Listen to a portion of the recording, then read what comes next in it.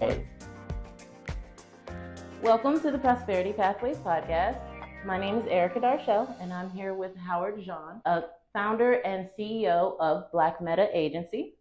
Would you like to give them a snippet about yourself before we start into our Q&A? Sure. Well, Erica, thank you for having me in the wonderful Anacostia Library here in the heart of Anacostia, one of the most historic districts in Washington, D.C.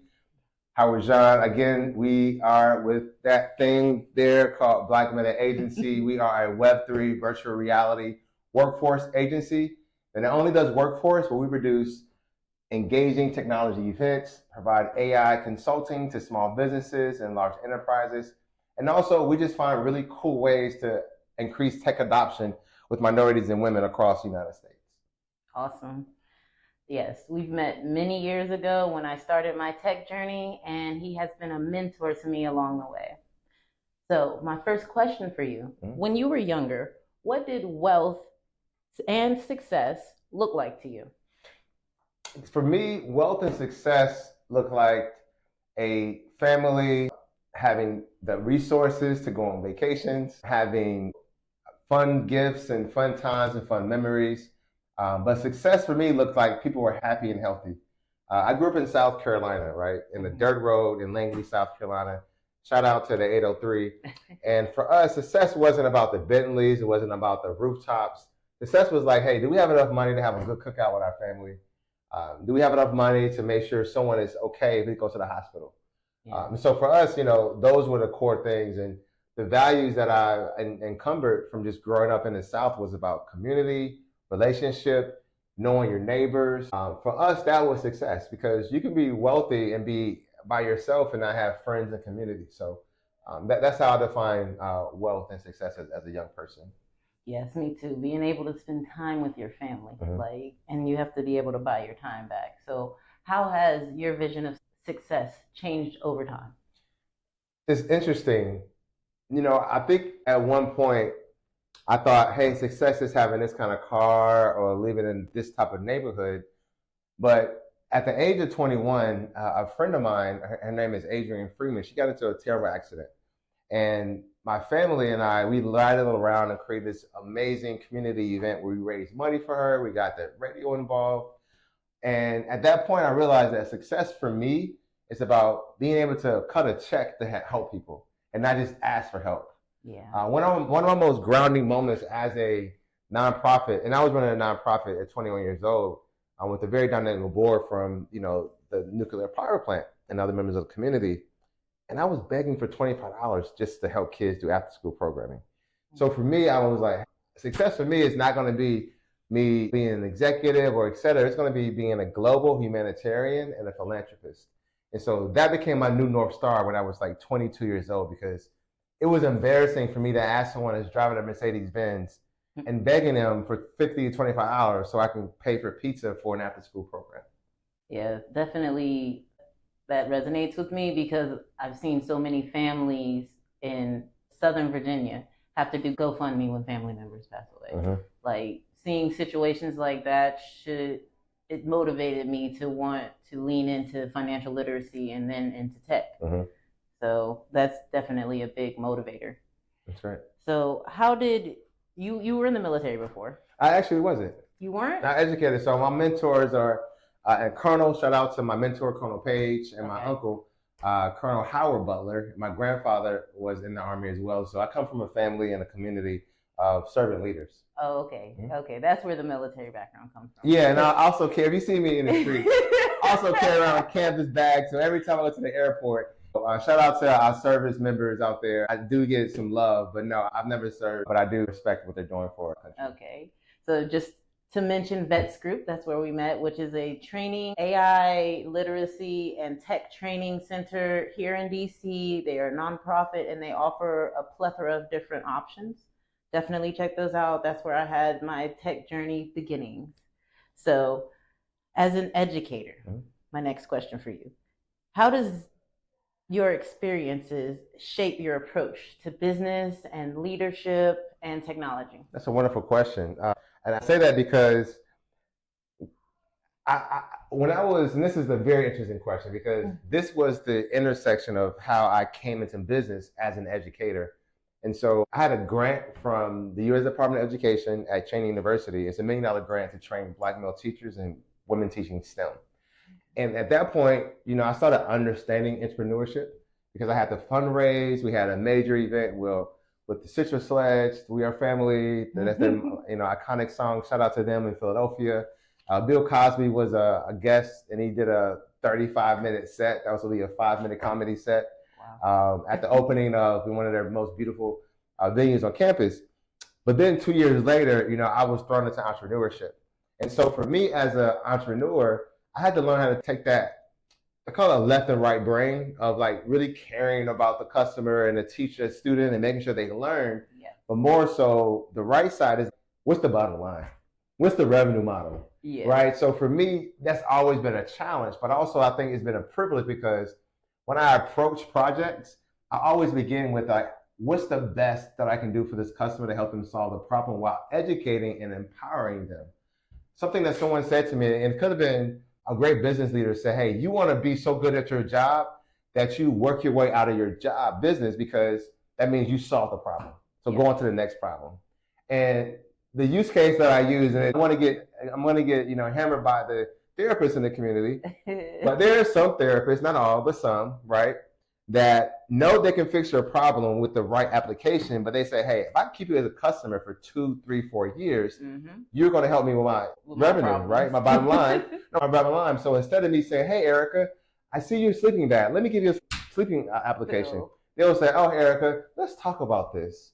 Let's do this. And they'll ride you for like a year when they could have helped you. So for me, I use that use case as I don't want to be that therapist that knows they can help that person within a short period of time, but because they have a quota to meet, they drag it out. And so that's the way I approach business. I'm trying to help you as soon as I can, as fast as I can, as much as I can. So when you walk away, that's not your problem anymore, and you come back for me to solve a new problem. And refer other people. Of course. Retention, customer retention is a step that a lot of business owners skip. Yeah, they're always reaching for the new customer, but what about the customer that you just had, or the person that just walked out that just need a little time and a little finesse, and they needed you to check back up on them, and they were ready later. Can I tell you a story about that? Yeah. So the first contract, again, we're gonna live in Southeast today. Let me tell you, Southeast has so much of my heart, but also so much of my business acumen came from here in Southeast, and I say it came from Southeast because I was with Enlighten as a contractor of my other company, and we relocated to MLK Gateway. And here's the unique thing about that project.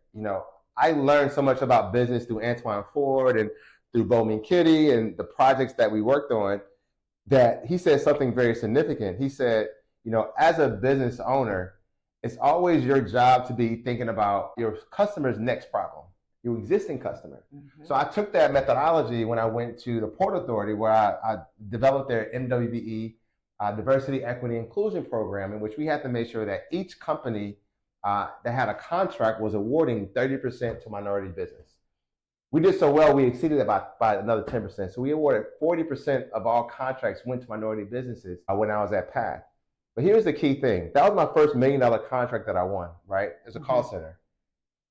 We managed that contract so well, they brought us in and we scaled to 4 more contracts at that entity. So instead of us saying, hey, we had this call center contract, let's go get 2 more with someone else, we loved on that client. Yeah. We gave that client training, but also we gave them high level consulting. So that became the way that I was actually living in New York for a few years on another contract that had nothing to do with call center, right? So we started in a call center, leadership training, and they said, hey, we like how you think and how you solve problems. Can you help us with this problem? It had nothing to do with these 2 problems. Exactly. Right? So, that's the use case of how you can use an existing customer to grow a portfolio in different service areas. That's beautiful, because a lot of people don't even think that way. They think, like I said before, they think of the next new customer, but if you love on this customer and blossom them and water that plant, and then it'll grow and then it'll seed into other customers. Exactly. Instead of you having to run and chase after them, you gained 3 more customers just by watering that one customer. And also, I'll say this because you are doing an amazing job with your CVE. Shout out to DSLBD, the amazing Yes. thing, Ms. Suggs, what they're doing over there. But the greatest thing that you can do is grow within an agency, because each agency has multiple departments. Yes. So just like we grew within an agency, I think most businesses need to think about, once you get in the door, try to stay in that door as long as possible and try to see what other problems at the agency can you solve. Can you be a sounding board? What value propositions can you offer them outside of your main line of service? Okay. Yeah. That's good to know. So my next question for you. What did you see in education and in the workforce that made you realize technology and AI literacy were going to become critical for the next generation? I think the biggest thing I saw, and this happened, again, my background in education, master's, teacher, professor, and I saw the technology equity gap with teachers was very challenging, because a lot of teachers were slow to adopt. So the teacher is slow to adopt, the student is slow to adopt. If the students are slow to adopt, that means they're going to be behind when it comes to tech adoption and readiness. And this was in 20 years ago, right? And so understanding, we saw that 20 years ago, and due to funding, the culture of the older generation not really being aggressive, we saw I guess a lag in like adoption of smart boards and all these other tools. And so that's when I started seeing the issue around tech in education. And then it became even more polarized once I went to a few HBCUs around the country as a consultant with Thurgood Marshall College Fund. And I saw it was very different quality of technology integration. Some schools, and I won't tell you where because I don't want to let the cat out of the bag, but some schools still have chalkboards, like real chalk. And I love nostalgia, right? I'm a retro guy.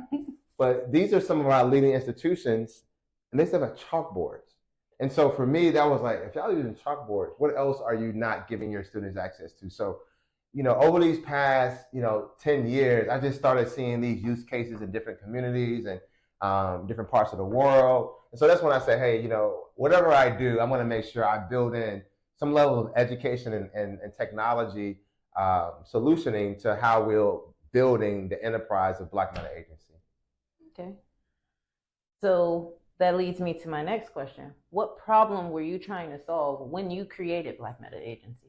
Listen, I'm gonna get into this. I love this, and you asked some good questions. So shout out to Erica, man. Erica is going to the question. For me, it was so wild, and I'll be fast.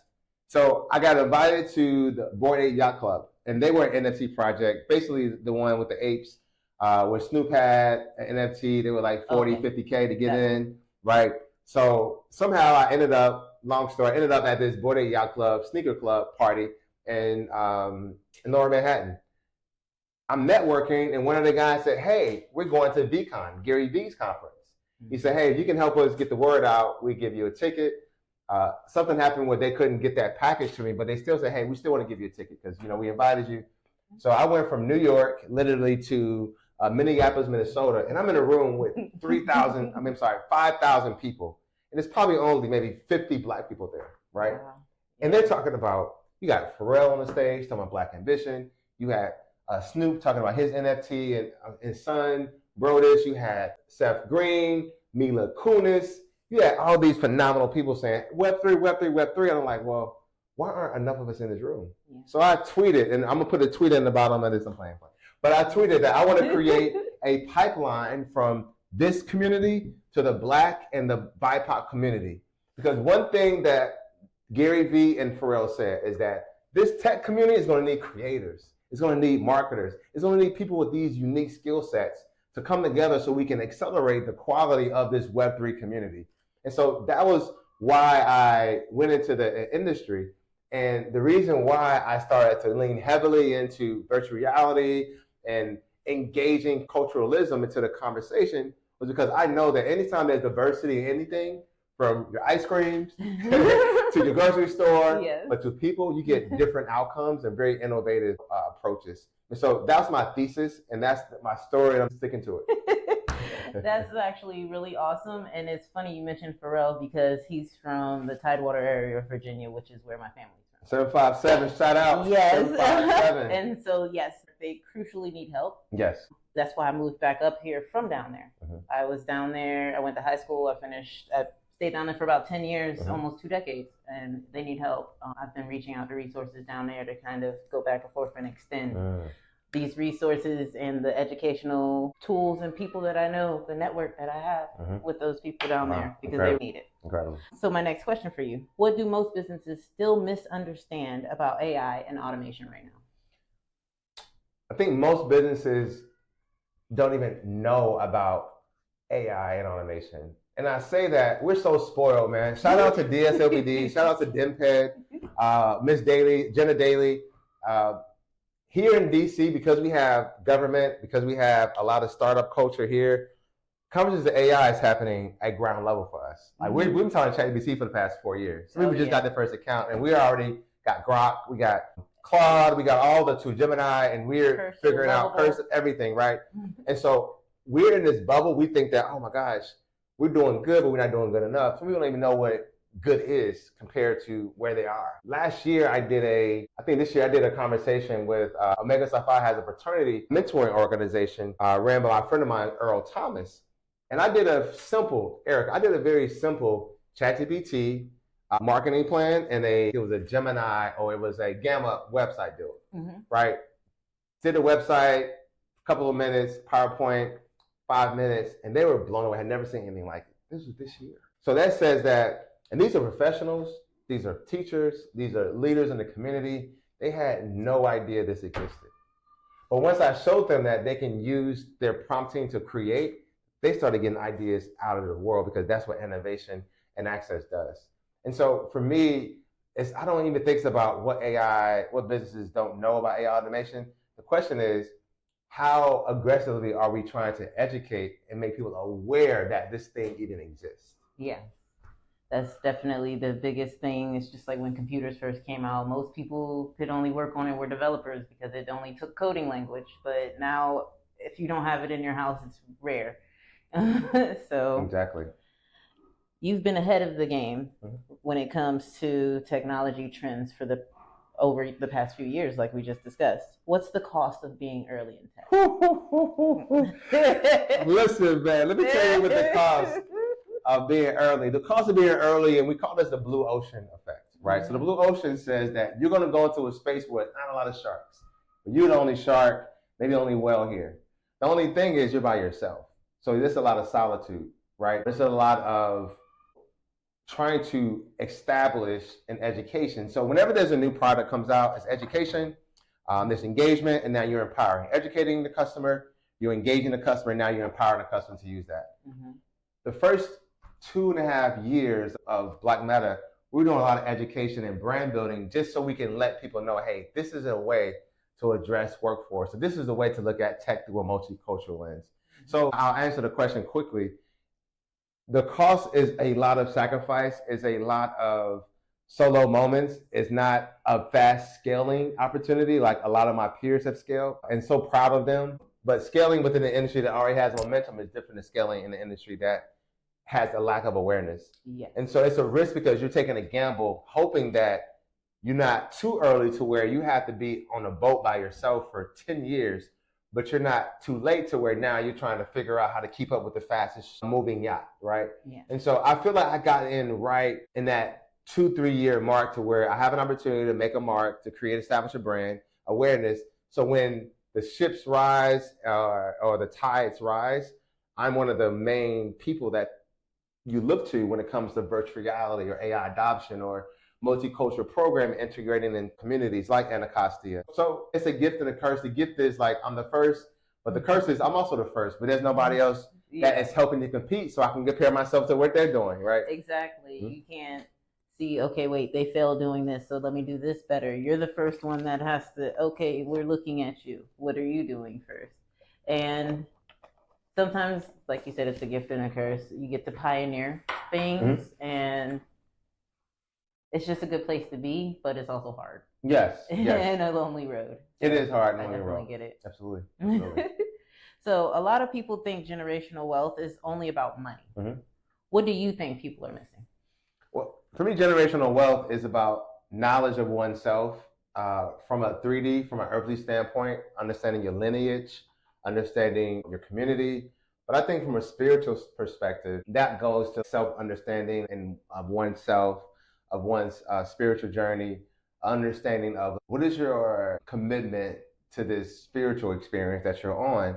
So for me, that is generational wealth, because here's the amazing thing about spiritual wealth in the generational wealth standpoint is that if you have an enlightened grandfather, he's dropping his amazing wisdom from his journey, then he's going to probably have some enlightened sons, right? That has something.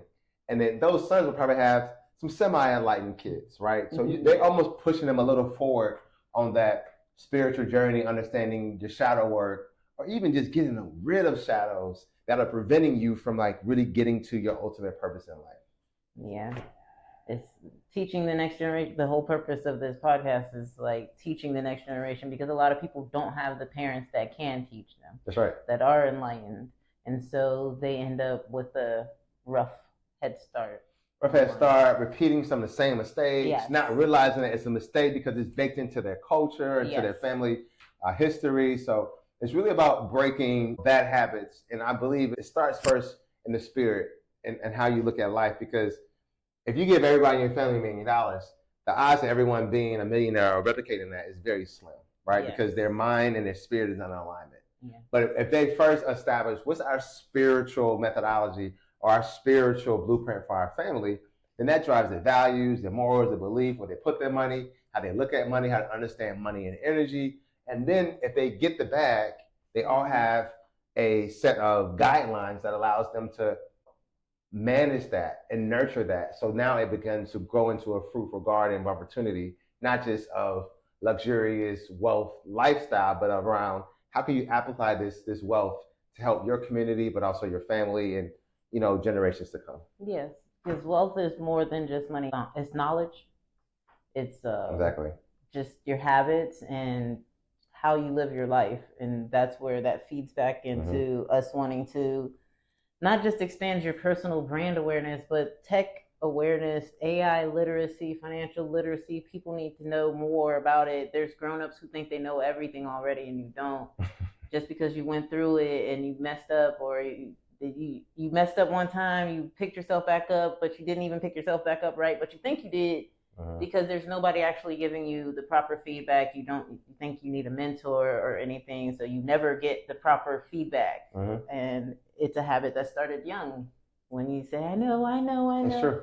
I used to be that person. I know. No, not you. I was the kid in class that had a bad habit of not raising my hand before blurting out the answers. Also. Got you. So yes, I had. Well, now we call it ambition, right? We call that you spunk. You got a lot of spunk. So you know. I get in trouble for that. So, what skills do you think the next generation should be developing right now if they want to build long-term wealth and stability in the future economy? I mean, you have some great questions, Erica. You know, without GPT, so shout out to you and your intellect. A year ago, I was at Anacostia Arts for their Fusion Festival, and a young Howard University student came up to me and said, "Hey, Mr. Howard, hey, you're talking about your career pathway, but I'm challenging with just writing an essay because I've been relying on AI so much."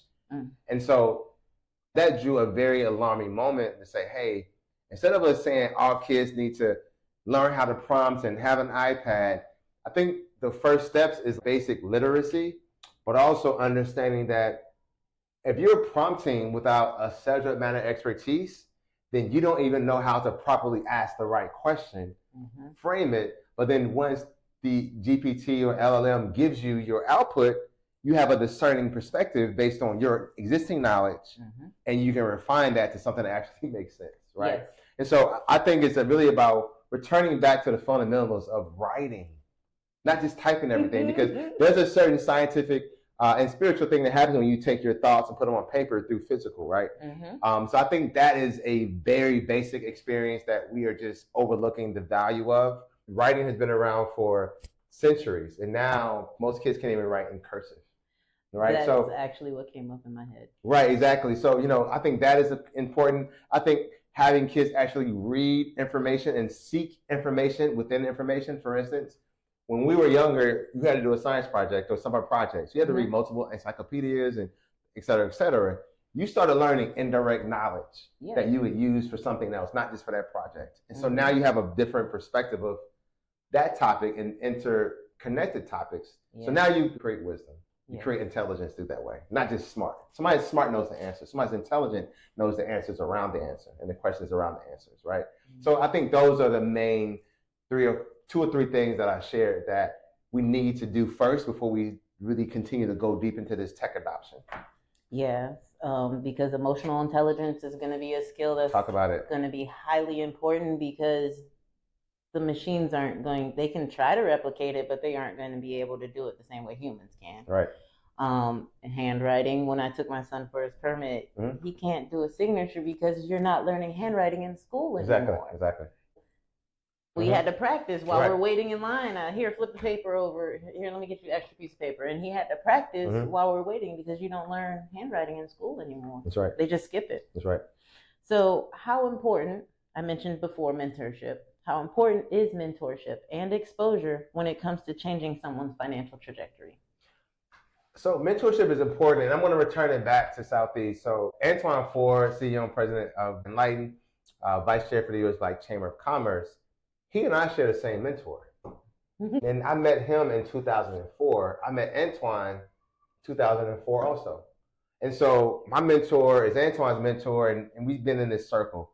So my mentor showed me about consulting, Colonel Jim Page, about what is consulting. When I was a teacher in South Carolina, he said, hey, Howard, can you go to the NSTA, National Science Teacher of America Conference in Texas? I'm in Georgia. I'm like, sure. He bought a flight, hotel. I'm hanging out with DuPont and our other founders. I come back, he gave me a check for $1,500. I'm like, what is this? He said, oh, that's your consulting fee, because that's what I would have made. You went down in my place, so I'm gonna give you this. I'm like, oh, what is consulting? I want to do it. And so fast forward, I want to say that was 04, and then fast forward 8 years, I meet Antoine again, reconnect.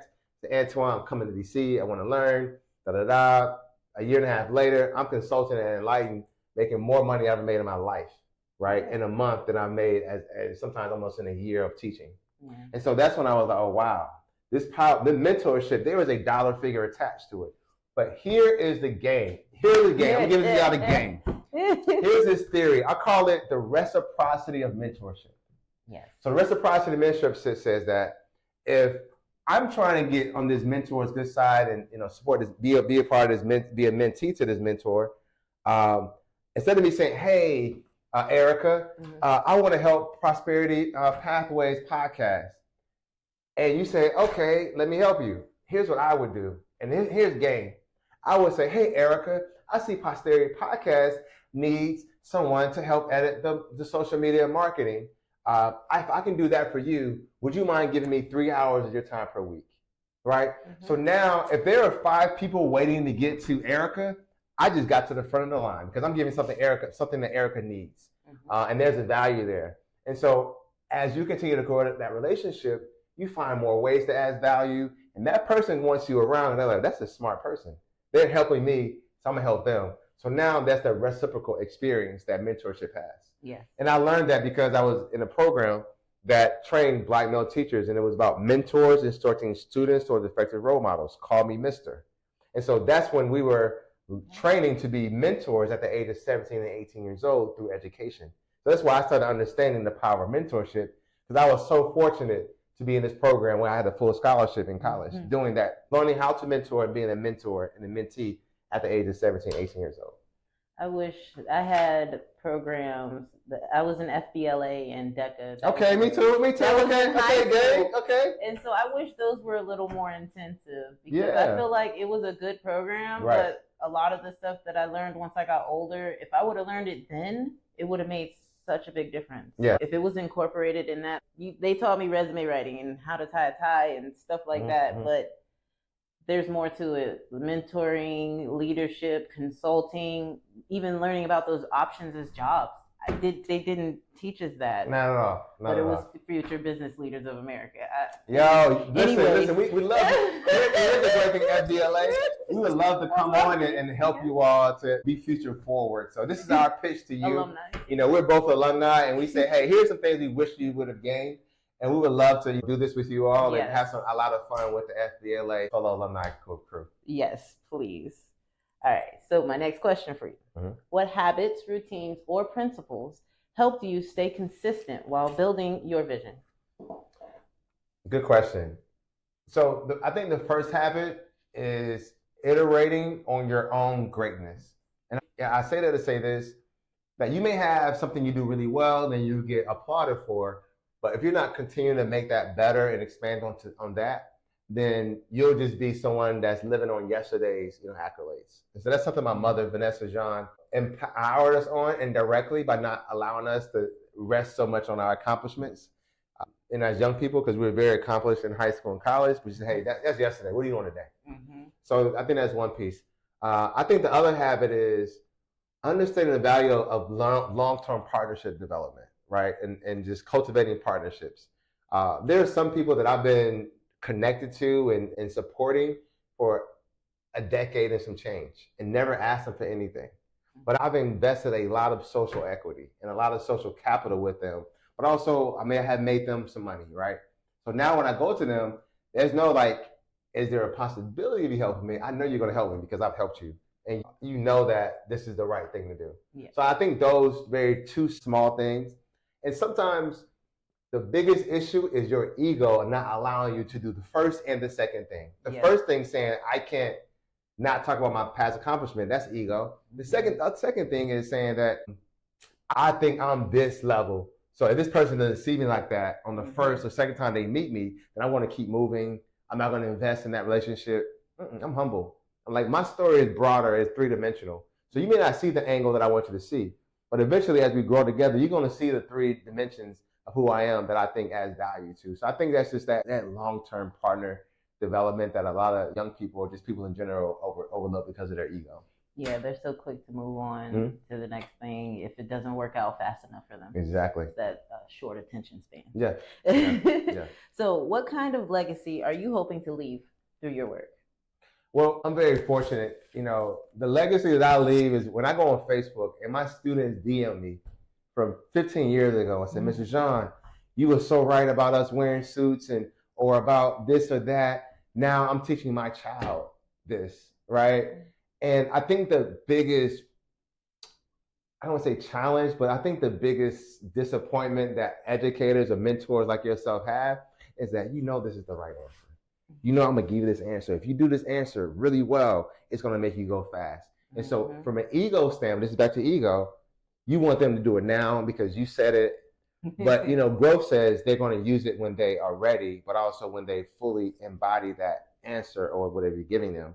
And so the hardest part is giving the answer or teaching the lesson and walking away with the hope that they'll one day get it instead of like when you want them to, because that's a you thing, that's an ego thing. And that's the hardest thing as an educator that I had to learn to kind of deal with is that, okay, I know I'm going to help Erica. I know I can help Erica. I'm going to give Erica the blueprint. And Erica, by 6-7 months, you should run this blueprint. Erica may be like, she may not click with it. It may get to 5 or 6 years. But I've given up on Erica because she didn't do it when I wanted her.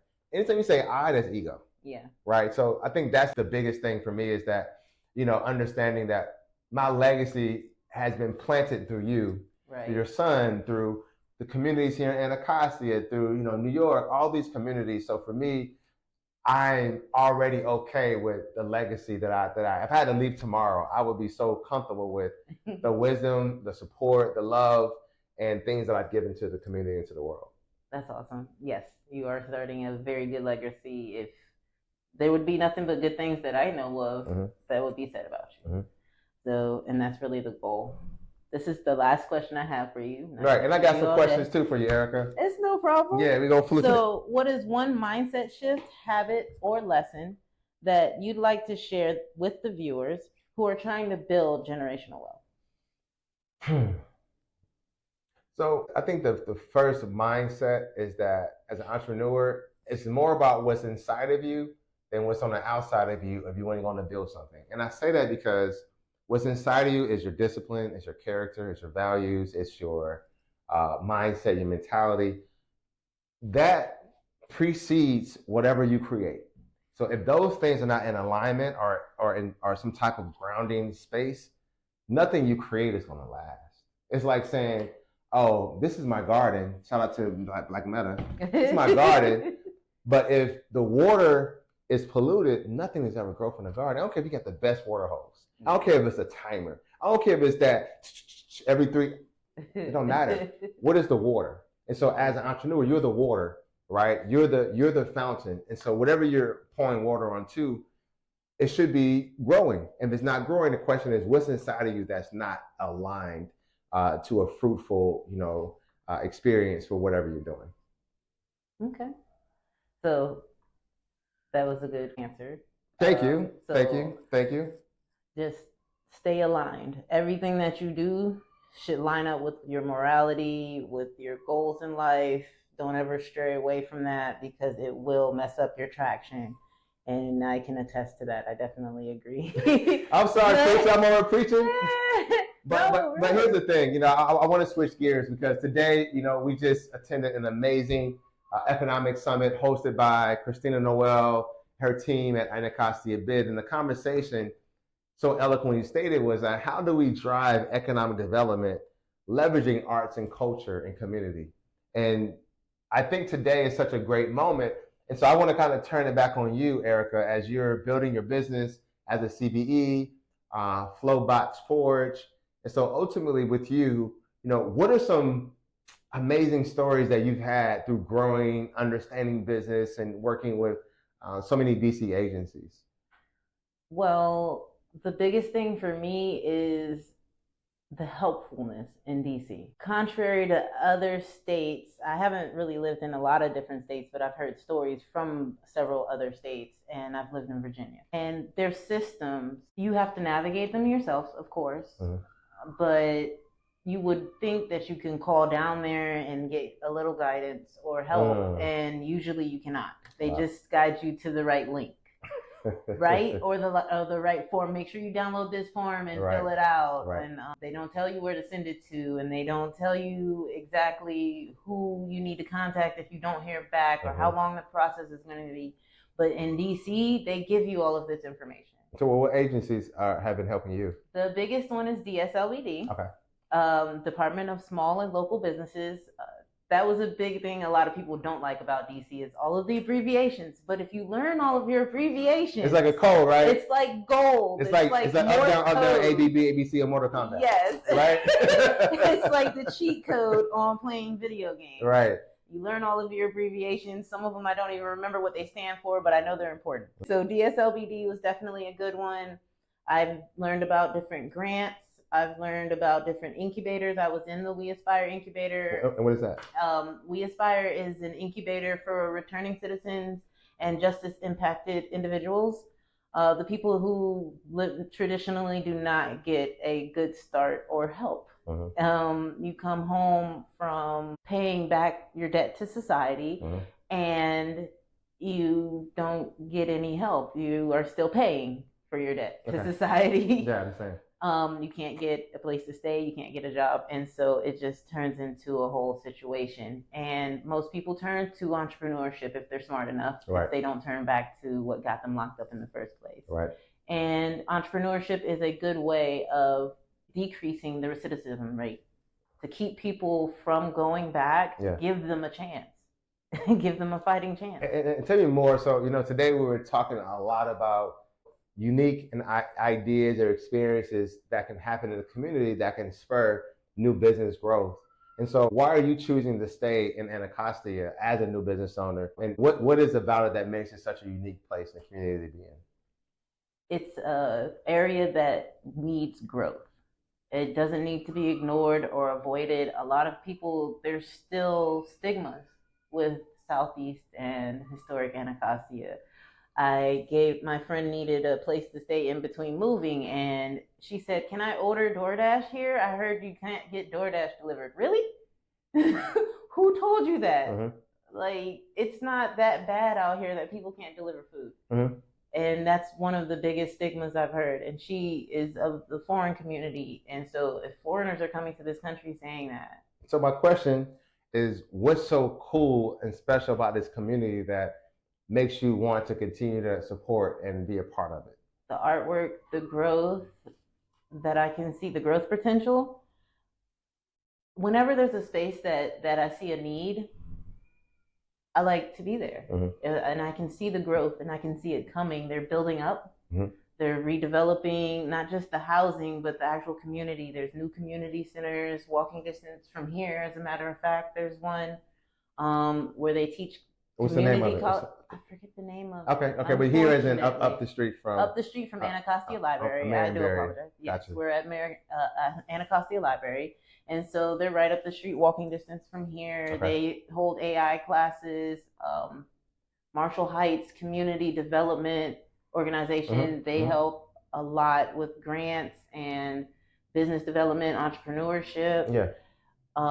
There's YCAF, the Washington Area Community Investment Fund. They're very helpful. That's another community organization that has helped me. I've gotten their grants. I've gotten 2 different grants from them. Wow. Which helped us with our runway and surviving as a business. Yeah, yeah. And again, I continue to invest my time and energy, but also work in this community because coming from a dirt road, first of all, Anacostia has more resources than our community could ever have where I'm from.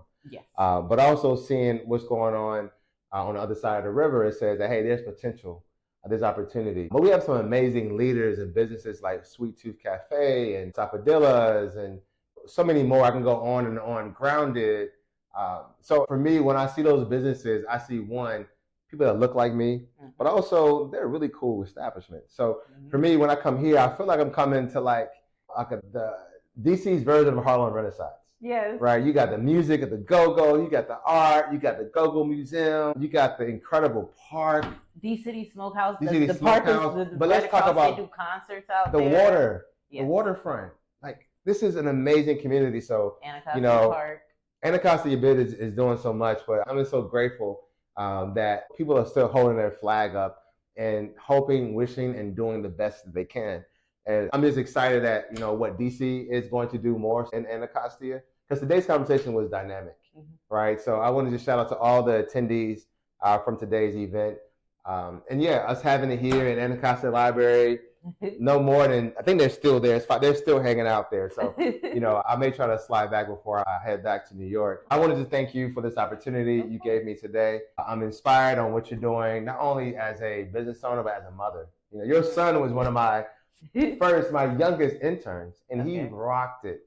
So we always looking for interns at Black Meta Agency. We do have job opportunities available seasonally, but I just want to commend you on what you're doing as an entrepreneur, as someone that has taken advantage of every program that comes your way, right? Yes. You're looking, you take advantage, you're in the room. You've attended our AI boot camp with US Ignite a couple of years ago, driven by Lee Davenport and Daniel Kawa. And so I'm just proud of you, and I support you. Anytime you need my support, send me a text and I'll be there. Yes, and that was the workshop that inspired Flowbot Forge. Oh my gosh. Yes.